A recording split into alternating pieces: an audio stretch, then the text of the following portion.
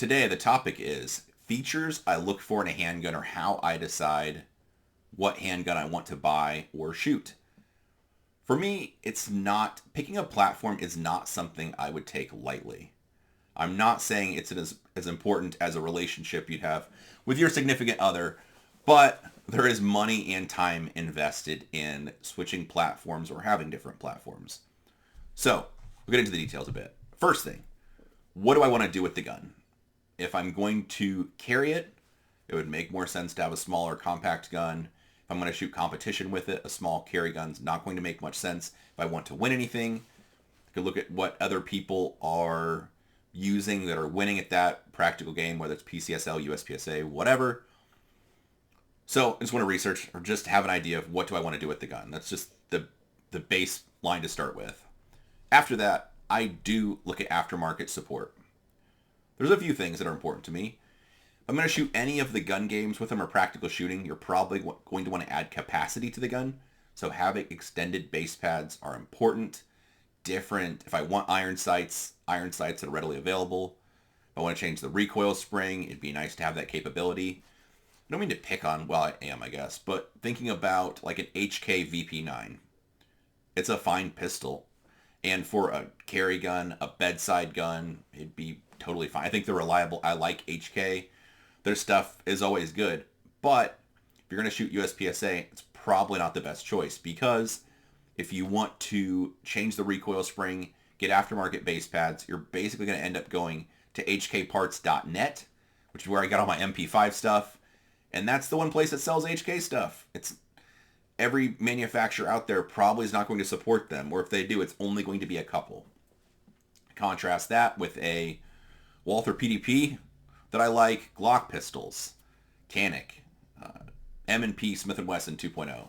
Whatever you like, there's the heavy hitters, the popular guns. There's going to be a multitude of options for aftermarket base pads, spring kits, aftermarket triggers, all that kind of stuff. So I don't know that when I buy a gun, I plan to just change every part in it, but it's nice to have aftermarket support because if there's a problem that I encounter with the gun, I want to be able to solve the problem, probably by changing the way the gun operates, whether recoil impulse or I interact with it or capacity. These aren't in any particular order. This was just stuff I rambled down while I was making breakfast. The next one I came up with is size of the frame. So it's important to have a gun that fits your hands well. Most guns you can change by the use of interchangeable back straps or grip panels. Most of the back straps, the polymer frame guns, come with a small, medium, and large type of thing. So you can pick which one fits your hand the best. It'll probably change the grip of the gun from the front to the back. So the rear of the slide towards the trigger guard. Maybe make the gun a little bit bigger around somewhere along those lines. For most metal frame guns that'll have replaceable grip panels, that will change the gun to make it wider. So add the diameter to it. They have different contours, so palm swells, different aggression levels. If they're metal, there could be checkered or sharper, stuff that tears up your hands potentially. But a bunch of different options. So you can actually make the gun fit your hands or find something that you like that's preferable to you. So the gun has to have some amount of aftermarket support also for the way the frame meets your hands or from the factory, but just different options for sizing, which I think about any decent gun does nowadays. And it needs to fit your hands. An example of when the Shadow 2 first came out, this will be a while ago, because production division used to actually be production in USPSA. So you had to use factory parts. It had to be the way the gun came from the factory. And I shot the SP01 Shadows at the time. I had maybe 3 of those things. Shadow 2 comes out. Cool, I'm interested. Let me go check them out. Go to check out the gun, and immediately I could tell the reach to the trigger in double action is going to be a problem. Gripping the gun normally, I would just barely get kind of even past the whirl of my fingerprint towards the tip of my finger on the trigger was all I'd get. And then it was tough to pull the trigger, and if I got my grip just a little bit wrong, I couldn't quite reach the trigger. So within 2 to 4 minutes messing around with the gun at the gun shop, it was not going to work for me. And they already had 2 on hold for me. Hey, I want 2 of these. When you get them in, put them on hold or just give me a call. I'll come in and get them. Guns came in, went and checked them out. Like, yup, this unfortunately is not going to work. I cannot make this fit my hands. Since then, about anything goes in as far as the rules go. But short reach kit or reduction kits are available for those guns, which in my opinion are kind of a necessity. Benny Boy has those in his guns, and I think they just help a lot with being able to reach the trigger. Otherwise, the trigger is just too far forward and it would not work for me. So the gun has to be something that feels good in your hands and that you can get to all the controls on. The next one that's important for me is angle of the frame. Should have grabbed one, but Glocks, to exaggerate a little bit, the grip angle comes back at a lot more steep angle compared to everything else being more vertical. So with the Glock, you normally have to rotate your wrist further forward.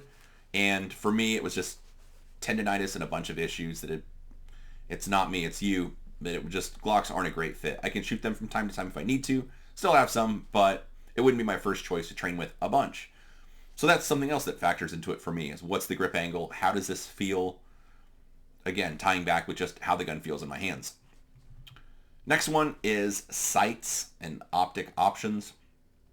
Most of anything of the popular choices should have the ability to put any optic footprint you want to put on them. The two popular ones, Loophole Delta Point Pro and the Trijicon RMR pattern, are going to be what most sights are. But just the ability to change plates, or if you want to do the direct mill game, that's cool.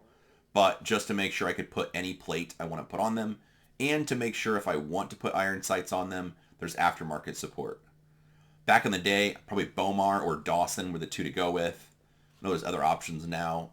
I really like the Vogel sights for my Walthers or Glocks, but Frank Proctor makes good ones too. Bunch of options. Anyway, you just want to make sure that there's a couple different options or the configuration you want.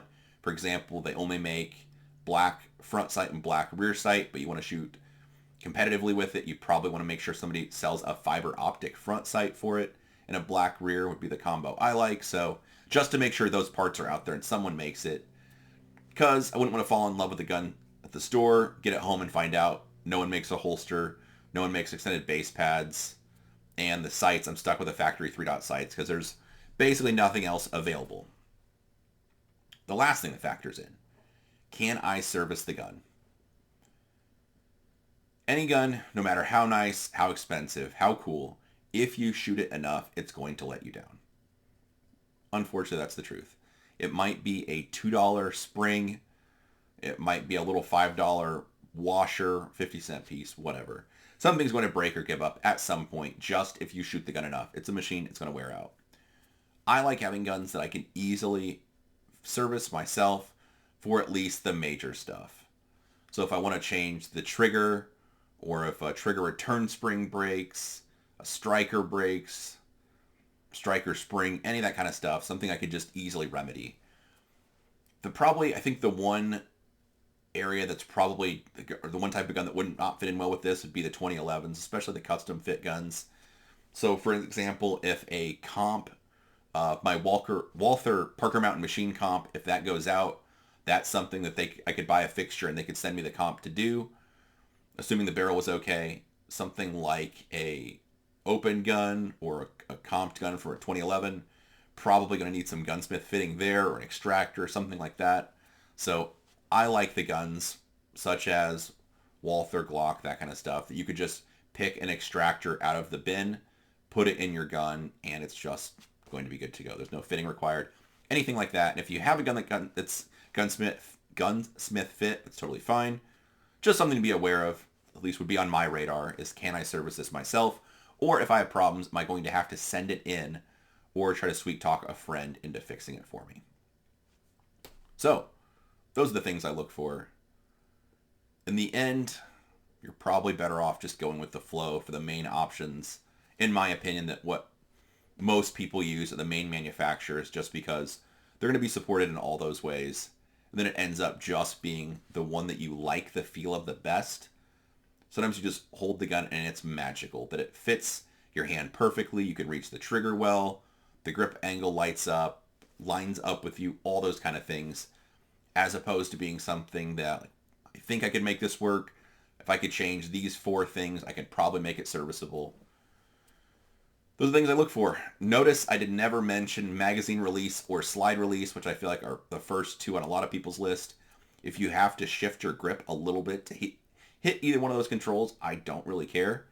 Even shooting competitively with it, or doing a lot of magazine changes, for most people, you just kind of shift the gun a little bit in your hand that allows you to get to the magazine release, and that's totally fine. So hitting those controls doesn't matter. It's just how the gun feels in my hand, and do I like the way the gun feels, the overall slide serrations? Does it have the aftermarket support or the base pads I want, the holster I want?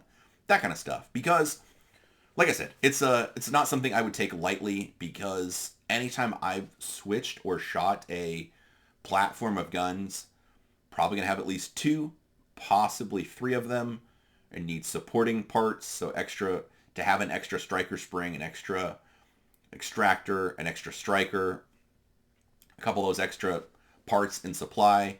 Magazines aren't cheap, so you end up with a little bit of a spare parts kit or a support system. That stuff all adds up. Then the time that's involved with training with the gun, find out what's going to break, getting proficient with it, getting up to speed, all that stuff isn't easy, can take months or years to really feel like you're tuned up where you could be one with the gun, so to speak. So that's why I don't just willy-nilly switch between platforms. And you work hard for your money, maybe, and just try to be smart with your money.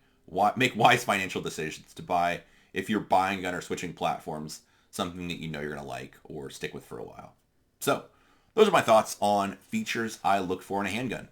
If you have questions, comments, or think I'm crazy, just drop it below. And almost forgot, I'm supposed to ask you to like, share, subscribe, however the line goes. Anyway, if you want to do that stuff, that's fine too.